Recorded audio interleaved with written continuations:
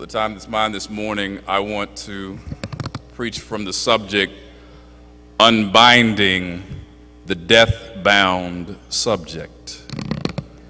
Unbinding the death-bound subject.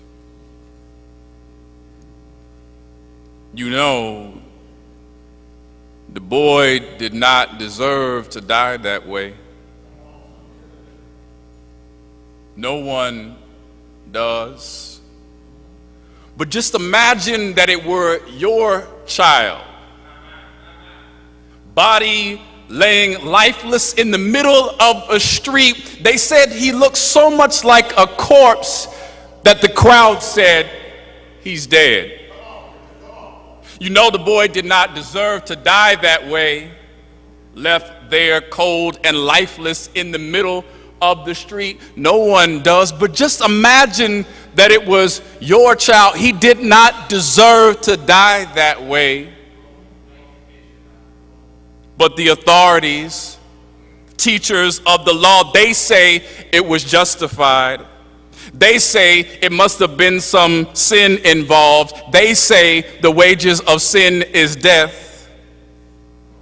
But eyewitnesses say they saw a different story. Eyewitnesses say they saw excessive force. Eyewitnesses say he was seized. Eyewitnesses say that he was violently wrestled to the ground. Eyewitnesses say that they heard him grinding his teeth. Eyewitnesses say that he was foaming at the mouth. Eyewitnesses say he was struggling for his life. He did not deserve to die that way, body left cold and lifeless in the middle of the street. But they say, teachers of the law, they say he looked like a demon. They say they feared for their lives. They say they heard shrieks like they had never heard before. They say,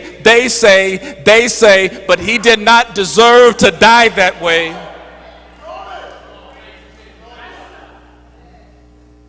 And then there was silence, a deafening, maddening silence where everyone had to sit with what they had just seen, until that lone, grief-stricken voice that no one, not even the most cynical, could deny. Please, Jesus, tell me this isn't happening. Please, Jesus, tell me this isn't real. Please, Jesus, tell me my son isn't dead. Please, Jesus, tell me my son isn't dead. We hear echoes of this. Please, Jesus, tell me my son isn't dead. Please, Jesus, tell me my child isn't dead. Please, Jesus, tell me my daughter isn't dead. Please, Jesus, tell me my cousin isn't dead. Please, Jesus, tell me my brother isn't dead. Please, Jesus, tell me my sister isn't dead. He did not deserve to die that way.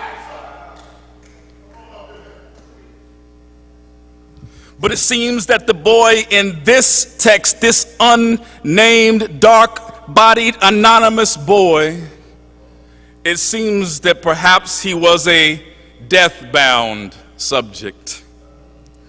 Dr. Anderson, a death-bound subject, the Kenyan-born post-colonial theorist and cultural critic Abdul R. Jan Muhammad. I know we're in a Christian church, but don't let Islamophobia get in the way. Kenyan-born post-colonial theorist and cultural critic Abdul Jan Muhammad describes the death-bound subject as the subject who has been formed from infancy onward by the imminent threat of death. The death-bound subject, the subject who has been formed from infancy onward by the imminent threat of death. Imagine what it is to know that you are bound for death. Imagine what it is from all of your life to know that death is ever lurking around the corner, that the presence of violence is always there, that this could be the day that you lose your life and no one will think anything of it because you were supposed to die. This boy is a death-bound subject. One writer explains the concept of the death-bound subject by noting that while birth and death are the absolute and ultimate markers of our existence, the meanings of these life-defining events are not evenly distributed in the same manner and with the same significance among various groups in society. In other words, while all lives are subject to death, not all lives are lived in the same proximity to death. Not all lives are protected from the imminent threat of premature death. Their lives are denied. Their lives are unprotected. Undoubtedly, there are some groups that seem to be particularly marked for death. They are continually subject to violence as a political tool of dominance and coercion, and they are ultimately gripped by a terrorizing fear of the ever-present threat of death, a death that will be justified by those empowered to determine the socio-political value of their lives and who reserve for themselves the privilege to set the terms of what John Muhammad calls the death contract. Imagine what it is to be a death-bound subject, to wake up in the morning knowing that you're a death-bound subject, to go to bed at night knowing that you're a death-bound subject, to drive in your car knowing that you are a death-bound subject, that somehow your life has been forfeited by some unbeknownst act to you that is worthy of death. You are a death-bound subject. It seems that this boy whose dark and anonymous body was left lying as a corpse in the street by the end of this text was already from the beginning a death-bound subject. Can you imagine how that feels? Can you imagine the anxiety and the angst that it produces? Can you imagine the fear and the frustration that you live with, not knowing what day might be your last? Teacher, I brought you my son. Teacher, I brought you my son. Others only saw him as a corpse, one who was already socially dead. They saw him as nothing more than a corpse. Some bodies are only seen first as corpses and maybe later as persons. Teacher, I brought you my son. I brought you my baby. I brought you the one that I raised. I brought you the one that I taught. I brought you the one that I love. I brought you the one that I cared for. I brought you the one that I read stories to at night. Teacher, I brought you my son. He is not just a corpse, he's my son. He is not just a thug, he is my son. Teacher, I brought you my son. I brought you my baby. I brought you my child, my host, my dreams, my future. I brought you all that I had. Teacher, I brought you my son.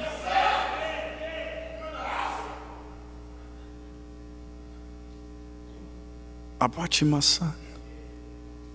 He's been possessed by a spirit that is determined to kill him. The son in this text is life is literally threatened by death. He is under the control of a malevolent and oppressive force that is far beyond his own control. He is just a child. He does not have the strength to fight this spirit off. He is just a child.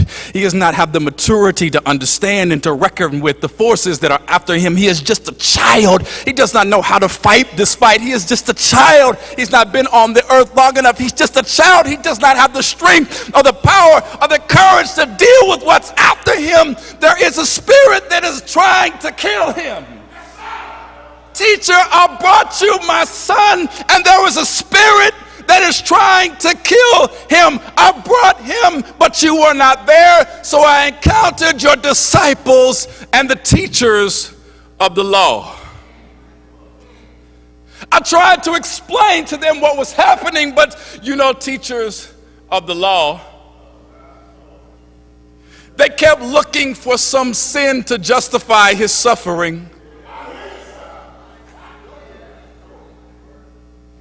They kept looking for some sin to justify his suffering. He would not have been seized if he had not sinned. He would not have been seized if he had not sinned. Who sinned? This boy or his father that he was seized? He would not have been seized lest he was a sinner. So they turn over every rock and go through every file and every Facebook post and every social media tag to find some sin. He would not have been seized. if he had not sinned, he would not have been violently thrown to the ground. If he had been more respectable, if he had dressed better, if he had talked better, if he had a better command of the king's English, if he had graduated, if he had gone to school, if he had pulled up his pants, if he didn't wear dreadlocks, if he didn't have golds, if he didn't have tattoos, if someone didn't think he fit the description of a sinner, he would not have been seized. You know, teachers of the law, teacher, I brought you my son. And I got insolence from the teachers of the law and from your disciples' impotence. They were powerless to drive it out. Teacher, I brought you my son. He has been seized over and over again. Seized, synonyms. Grasped, synonyms. Held, synonyms. Taken, synonyms. Forced, synonyms. Not under one's own consent, synonyms. He has been seized, synonyms. Arrested.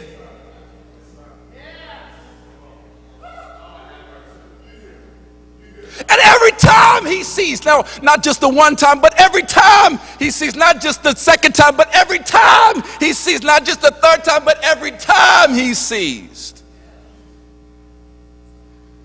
he is convulsed.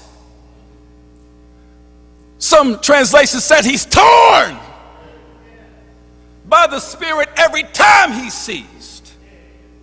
He's thrown to the ground. He's wrestled to the ground. It is so excruciating that he grinds his teeth. He cannot catch his breath. He is foaming at the mouth every time it seizes him. And after the seizure, he has become rigid, hardened, closed, unfeeling, insensitive. No wonder he's rigid. He's had a history of seizure.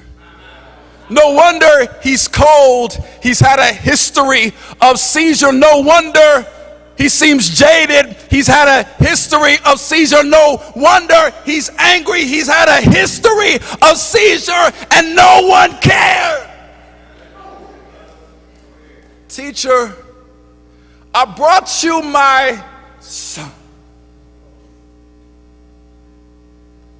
I brought him because I was hopeless. I brought him because I'm frustrated. I brought him because I tried everything else. I brought him because I tried to reason with the demon. I brought him because I tried to talk polite to the demon. I brought him because I tried to negotiate with the demon. But the demon was not listening to my reasoning. I brought him because I tried to protest the demon, but he would not come out. This father shows up looking for someone who will feel his and his son's pain. Is there anyone who will not just hear their story as yet another story of victimhood? Is there anyone who has enough empathy to feel what it means to be a parent to this child? What it means to have had the talk with him over and over and over. My son, be good so you don't have a seizure. My son, don't stay out too late because you know it could cause a seizure. My son, don't be intimidating to demons because you know they might seize you. Do you know what it is to parent the deathbound child? Teacher, I brought you my son. It has seized him and robbed him of his speech. The text makes the connection between seizure and silence. Between violence and silence, there is a way that we experience so much pain, so much trauma, so much seizure, so much violence that we become mute and silent. We are no longer in control of our own voice, of our own narrative, of our own story. We have been robbed of our speech, left for others, teachers of the law, to tell our story for us. It is not just the violence of the text, but the silence that is harrowing. Teacher, I brought you my son. If you can do anything, take pity on him. That's the NIV, that's the NRSV. But in this instance, I think the King Jimmy gets it better. If you are able to do anything, have compassion. If you have any kind of resources or privilege that you can use on our behalf, have compassion. If there's anybody that you can contact, have compassion. If you have some clout in the government, have compassion. If you can march on our behalf, have compassion. If you can see our pain, have compassion. If there's anything you can do, just feel where we're coming from. Jesus answers in a way that, I'll be honest, didn't sit too well with me in this moment. Jesus answers, if you ask me if I can do anything, if I can do anything, all things are possible for those who believe. This is the kind of talk that church folk engage in. All things are possible for those who believe. Just pray it away, just go to church, just believe in Jesus, just go to the cross, just believe in grace, just, if I can do anything, your pain is trivial, all you need to do is believe. I get sick of that kind of response.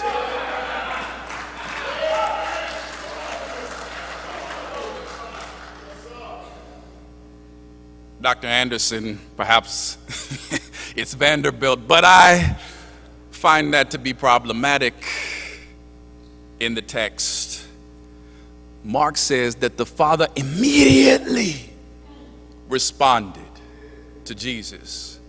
I believe, but help me overcome my unbelief. Can I help us through here? I believe. For black folks in America, believing ain't never been the problem. Margaret Walker tells us we have been believers. In slave ships, we've been believers. In the Middle Passage, we've been believers. Under whips and lashes and shackles and chains, we've been believers. Under Jim Crow, we've been believers. Under civil rights marches with dogs and fire hoses, we've been believers. In the midst of the waning years of oppression, we've been believers. That ain't never been the problem. We have been believers, but you're going to have to help us, Jesus, because right now, I'm starting to feel some unbelief. Right now. It was just a boy, 12 years old, in the park, playing with a toy gun in an open carry state, and they rolled up, and within 2 seconds, he was dead. You're going to have to help my unbelief. It was just some loose cigarettes outside of a store, and they choked him to death against their own protocol and found nothing wrong. You're going to have to help my unbelief. He was just selling CDs. You're going to have to help my unbelief.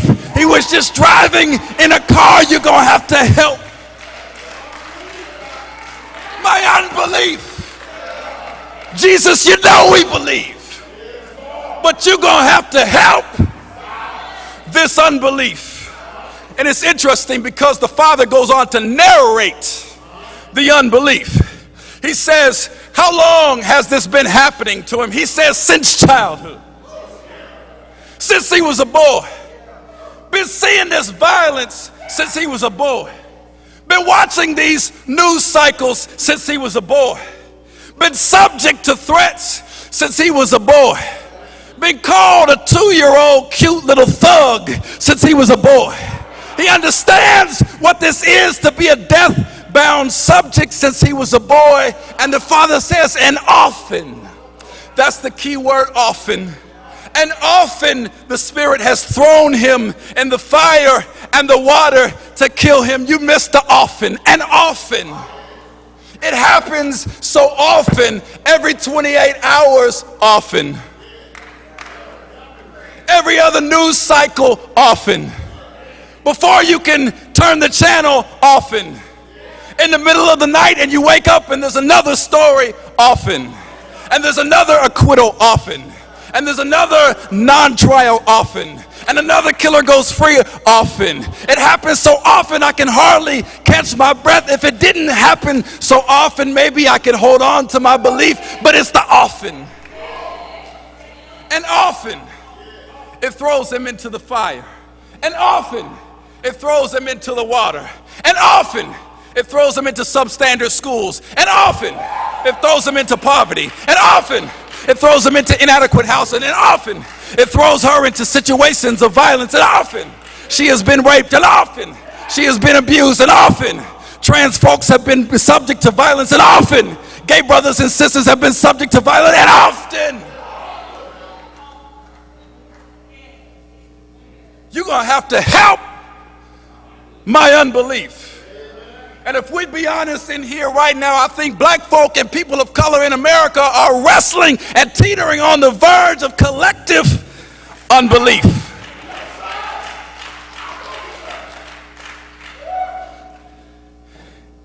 And the unbelief would have won if it wasn't for the compassion that he saw when he looked into the eyes of the child.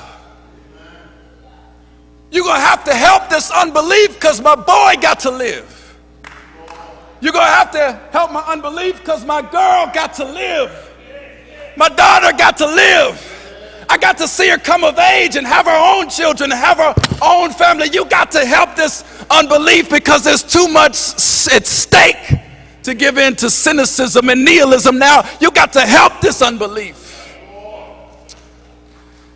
Jesus, in response, we're told that he addresses the situation and he speaks to the demon.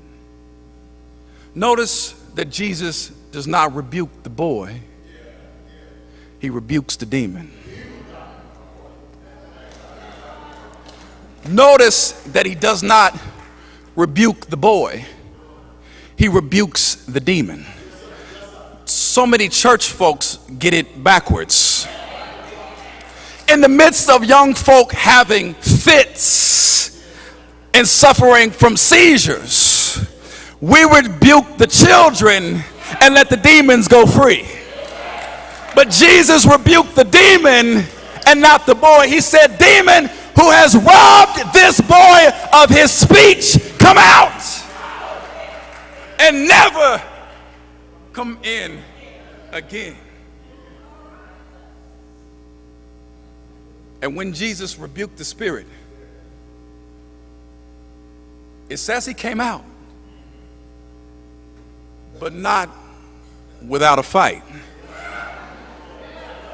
And when Jesus rebuked the demon, it says right then and there the demon convulsed him violently. You might be gonna drive me out, but I'm not going out without a fight. White supremacy, you got to come out of America. But white supremacy is not coming out without one more fight.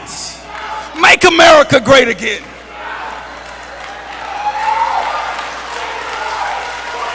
Build a wall Muslims, quarantine the gays. We might come out, but not without a fight. And this fight is the fight. This fight is the one that almost got him. He's been a death-bound subject for all of his life, but this convulsion.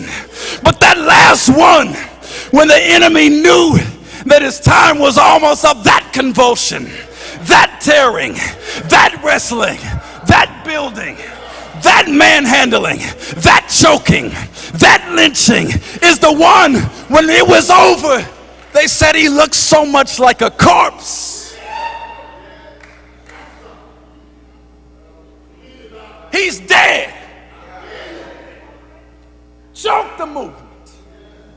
Choke the radicals. Choke the ones who would speak out. Choke the ones who would protest. Choke them so that it seems like they're dead. But there's been many a times when our folk have been in experiences where it seemed like we were dead. In the midst of slave ships, he looks like a corpse. It seems like they're dead. In the midst of lynchings, it looks like a corpse. It seems like they're dead. In the midst of police brutality, it looks like a corpse. It seems like they're dead. But guess what?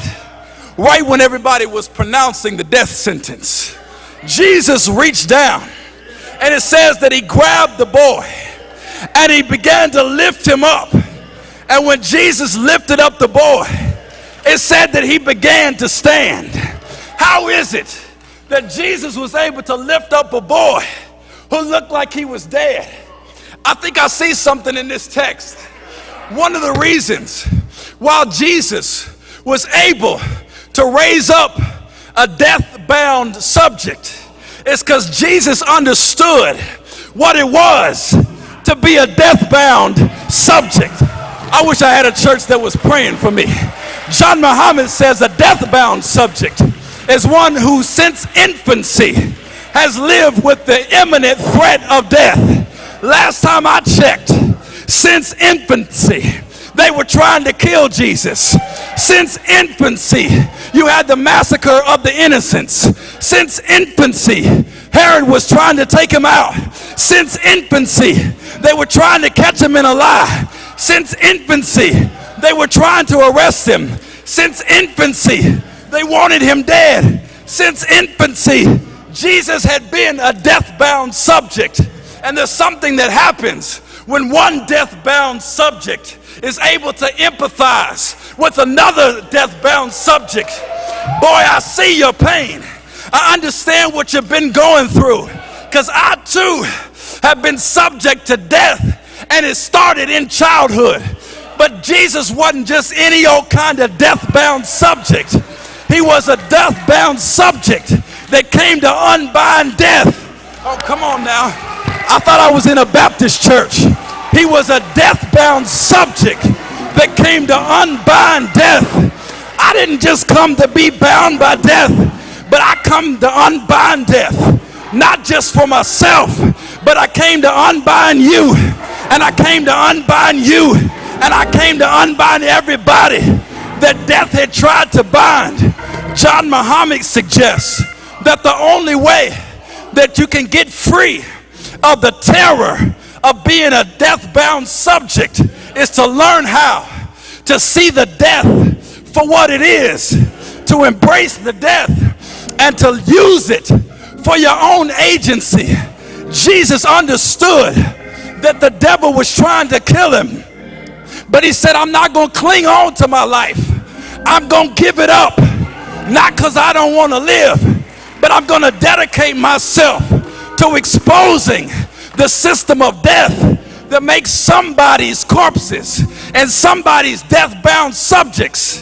When the death-bound subject comes to terms with his or her own death, she is able to stand in the face of death and proclaim freedom to others, because she or because he is no longer scared of death. I think I heard the ancestors say, I'd rather be sleeping in my grave rather than be a slave and go home to my Lord and be free.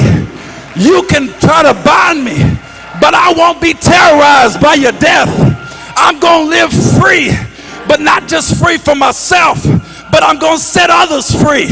So Jesus had come to terms with his death and went about the world exposing death, casting out demons from people who had been bound by death, healing sick folk who had been down by death, touching prostitutes who were living a social death, redeeming sinners who were leaving a social death. But anytime you get about the business of unbinding death, you bring your own self closer to an actual death. That's the scary part. So with every exorcism, he was closer to the cross, but he kept freeing folks.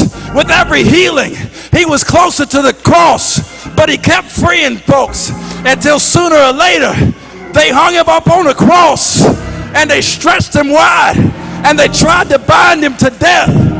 Death said, I'll kill him. If grave, you can hold him. And they put him in the grave, and grave tried to bind him, had him bound on the first day, had him bound on the second day. But early one Sunday morning, Jesus got up with life-transforming power in his hands. I won't be a death-bound subject. I'm free to speak my mind. I'm free to love whoever I want. I'm free to love sinners. I'm free to love gay folk. I'm free to love trans folk. I'm free to love folk who don't fit your America. I'm free to love Muslims. I'm free to love Buddhists. I'm free to love Hindus.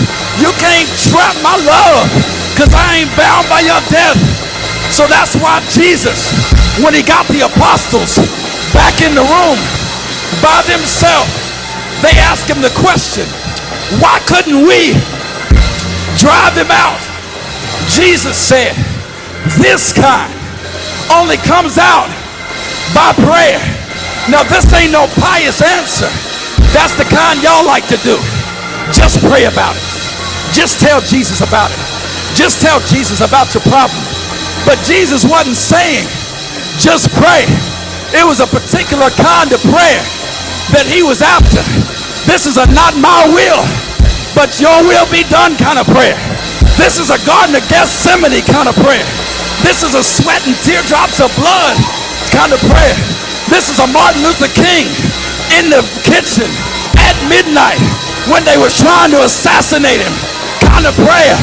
This is a prayer that allows me to say, no one takes my life. I lay it down. And if I lay it down, I can pick it up again. The problem with the disciples is they didn't have no power because they were scared to die. Jesus had been telling them all throughout Mark, if you're going to follow me, you might have to die. If you're going to follow me, you might have to encounter some things that'll put your life at risk. But thank God, Jesus would fill with enough prayer to when he saw a death-bound subject, he came and he laid hands on him, raised him up, helped him to stand. And I believe if the boy could have spoke after he got up, he would have said, thank God that somebody was free enough to put hands on me. Thank God that somebody was free enough to care about me. Thank God that somebody was free enough to speak to systems of oppression. Thank God that somebody was free enough to get in the streets. Thank God that somebody was free enough not just to say all lives matter, but free enough to say Black Lives Matters. Come on now. I thank God for a Jesus who can unbind the death-bound subject.